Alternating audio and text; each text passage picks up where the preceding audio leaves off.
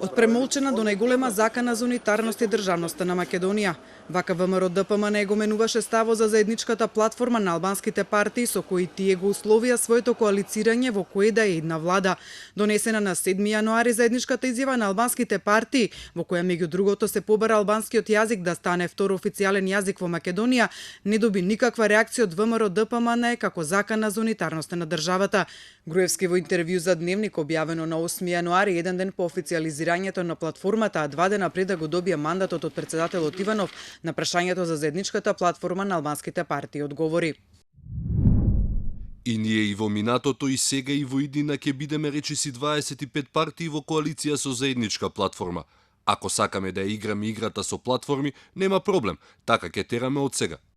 Груевски во истото интервју одговара на уште едно прашање за платформата во кое наведува дека се надева дека албанските партии се свесни дека ако коалицираат со СДСМ, платформата може да им помогне на социјалдемократите кај албанскиот електорат. Тој ниту со еден збор не ја осуди или посочи платформата како неуставна или закана за унитарноста на земјата.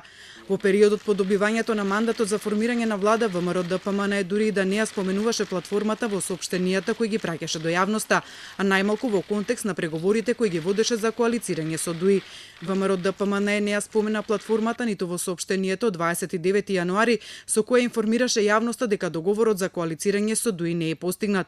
Платформата со ниту еден збор не се посочува како причина за непостигнување на договорот со ДУИ, за разлика од изјавите кои изминативе десетина дена ги даваат представниците на партијата дека всушност тоа била единствената причина за непостигнување на договор. Во соопштението единствено се наведува дека нови избори се зрело решение за надминување на кризата. Лидерот на ВМРО ДПМН за пропаѓањето на преговорите со ДУИ за платформата зборуваше во интервјуто за телевизија Нова 10 дена потоа на 11 февруари, но ниту тогаш платформата не ја посочи како неуставна или закана за унитарноста на земјата, туку како обид за репреговарање на Охридскиот договор. Исто така беше ставена на маса и платформата од страна на ДУИ. Ние му одговоривме дека ние не можеме да разговараме за некоја платформа која што тие потпишале со други политички партии во друга држава, независно за причините кои биле за потпишување на таа платформа. Ние можеме да разговараме за одредени нивни барања, ако ги стават на маса, но не можеме за туги платформи да разговараме. И ние во платформата практично препознавме дека станува збор за обид за практично репреговарање на Охридскиот рамковен договор. Тоа не беше така кажано и никогаш нема да биде кажано, но беше очигледно со овие барања дека станува збор за обид за репреговарање на Охридскиот рамковен договор.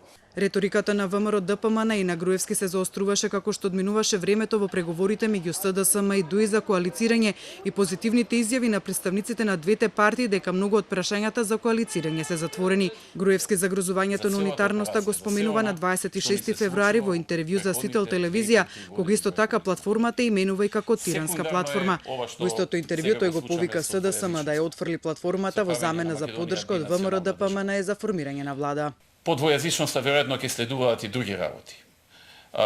Можеби ќе се оди и веројатно ќе се оди кон федерализација или кантонизација и така натаму, но клучното заради кој што е започната операцијата е промената на името. Откако ДУИ ги даде своите потписи со кои му овозможи на Заев да побара мандат со собрани 67 пратеници во собранието, а неколку дена потоа и да влезе во владина коалиција со социјалдемократите, платформата од страна на ВМРО ДПМН и незиниот лидер беше посочена како државен удар. Па на некој начин државен удар е кога после изборите ќе се донеси платформа во друга држава, а ќе се однесува на вашата држава, во случајот на нашата држава Република Македонија. Кога таа платформа не е изнесена пред граѓаните на избори, кога граѓаните не се согласуваат, кога таа платформа е спротивна на уставот на државата и кога политичарот кој што ја прифаќа таа платформа е уценет.